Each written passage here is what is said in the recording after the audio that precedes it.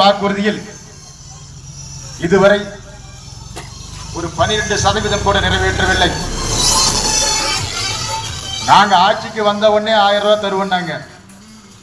பாராளுமன்ற தேர்தலை கணக்கில் வைத்து 28 மாசங்கள் கழிச்சு 1000 ரூபாய் கொடுத்தாங்க.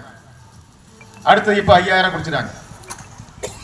மு.க. ஸ்டாலின் அவர்கள் தன்னுடைய தேர்தல் அறிக்கையிலே ஒரு சிலிண்டர், ஒரு ரேஷன் கார்டுக்கு ஒரு சிலிண்டருக்கு நாங்க 100 ரூபாய் மானியம் தருவோம்னு சொன்னார். இன்னைக்கு 60 மாசம் ஆகுது, 6000 தரல.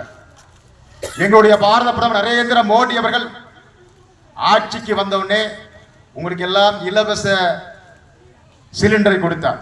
ஏன் கொடுத்தார்? நீங்க எல்லாம் வரட்டியை தொட்டி ஒன்னு அடுப்பேறணும், இல்ல விரவு ஒடிச்சு அடுப்பேறணும்.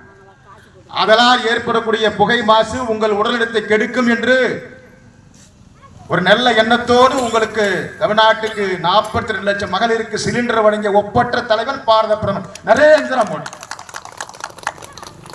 நீங்க எல்லாம் காலைல எழுந்து காலை கண்ணை கடிக்கிறதுக்காக ரோட்டுக்கு போறீங்க.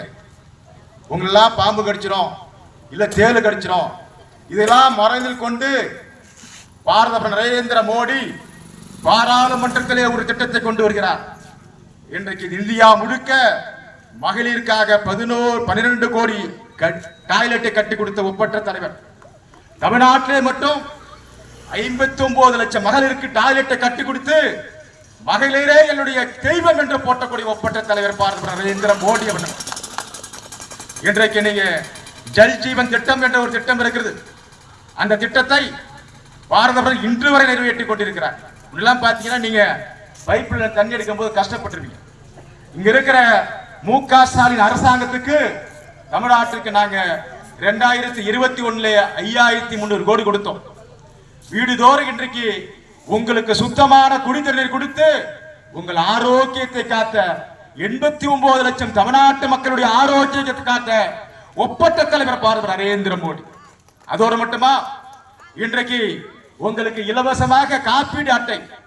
உங்க குடும்பத்தில் யார் இருந்தாலும் 5 லட்சம் போய் நீங்க வைத்தியம் பண்ணிக்கலாம்.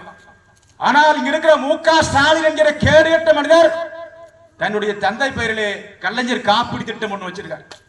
நீங்க போய் தனியார் ஹாஸ்பிட்டல் வைத்தியம் பண்ணீங்கன்னா அந்த ஹாஸ்பிட்டலுக்கும் அந்த அவருக்கு தான் டீலிங் உண்டு. நீங்க 1,80,000 நீங்க ஆபரேஷன் பண்ணீங்கன்னா அது ஒரு 30,000 50,000 கமிஷன் கொடுக்கணும். எங்களுடைய பாரத நரேந்திர மோடி அவர்கள் கொடுக்கக்கூடிய காப்பீடு அட்டையில நீங்க 1,80,000 வைத்தியம் பண்ணா கரெக்டா 1,00,000 ஹாஸ்பிட்டல் தான் போகும். இப்படி ஊழலட்ட ஆட்சியை 12 ஆண்டு காலம் இந்த இந்தியாவை ஆண்டு 11வது இடத்தில் இருந்த இந்த நாட்டை 3வது இடத்துக்கு ஒப்பேற்று இந்தியா உலகின் வல்லரசு என்று சொல்லி உலகுக்கு காட்டிய ஒப்பற்ற தலைவர் பாரத நரேந்திர மோடி அவர்கள். எங்களை பார்த்து கேட்கிற இங்க இருக்கிற மு.க. ஸ்டாலின் அவர்கள் இன்றைக்கு இந்த 5 ஆண்டு காலம் மட்டுமல்ல, பாரத நரேந்திர மோடி அவர்கள் 12 ஆண்டு காலத்துக்கு தமிழ்நாட்டுக்கு 11 லட்சம் கொடுத்திருக்கார். எப்படி கொடுத்திருக்கார்?